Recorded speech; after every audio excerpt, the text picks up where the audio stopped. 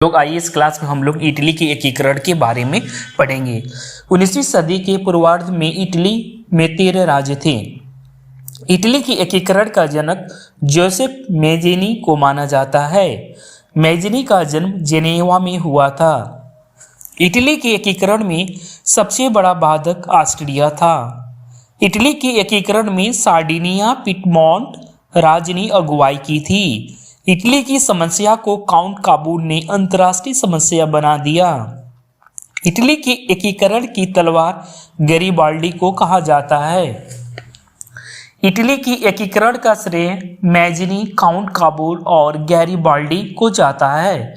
Young Italy की स्थापना 1831 ईस्वी में जोसेफ मैज़िनी ने की। गैरिबाल्डी लाल कुर्ती नाम से सेना का संगठन किया था। कार्बोनरी सोसाइटी का संस्थापक गिवाटी था। विक्टर एमेनुअल सार्डिनिया का शासक था। इटली के एकीकरण की शुरुआत लोम्बार्डी और सार्डिनिया राज्यों के मेल से हुई।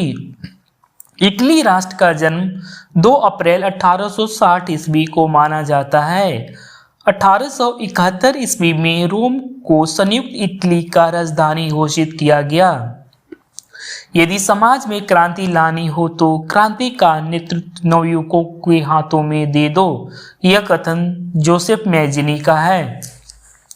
इटली का एकीकरण 1871 ईस्वी में काउंट काबूल ने किया।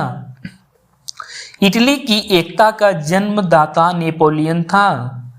जर्मनी का एकीकरण बिस्मार्क ने किया। बिस्मार्क प्रशा के शासक विलियम प्रथम का प्रधानमंत्री था। जर्मनी का सबसे शक्तिशाली राज्य प्रशा था। बिस्मार्क जर्मनी का एकीकरण प्रशा के नेतृत्व में चाहता था। विलियम को जर्मन संघ के सम्राट का ताज 8 फरवरी 1871 ईस्वी में पहनाया गया। बिस्मार्क को सबसे अधिक भय फ्रांस से था। जर्मनी में राष्ट्रीयता का संदेशवाहक नेपोलियन बोनापार्ट को माना जाता है। जर्मनी के आर्थिक राष्ट्रवाद का पिता फ्रेडरिक लिस्ट को माना जाता है। जर्मनी राष्ट्रीय सभा को डायट के नाम से जाना जाता था।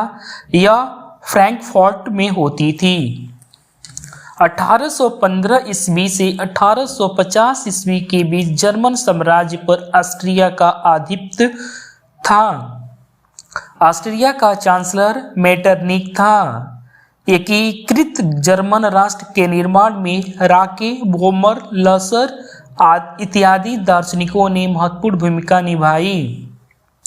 फ्रैंकफर्ट संविधान सभा का गठन मई 1848 ईस्वी में किया गया। विलियम प्रथम के शासनकाल में प्रशा का रक्षा मंत्री वान रून एवं सेनापति वान माल्टेक था। 23 सितंबर 1862 ईस्वी को बिस्मार्क प्रशा का चांसलर बना। बिस्मार्क का जन्म 1 अप्रैल 1815 ईस्वी को बेडनबर्ग में हुआ था।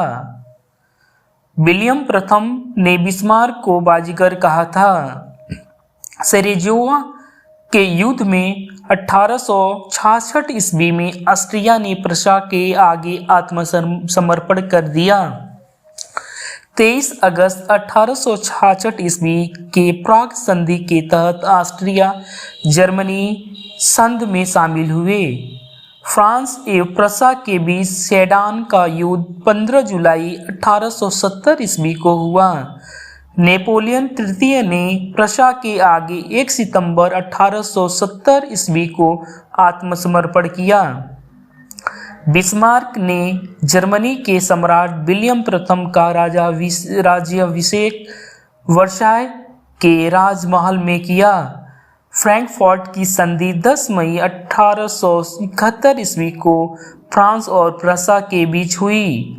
सूडान के युद्ध के बाद जर्मनी का एकीकरण संभव हो सका। Thank you everyone.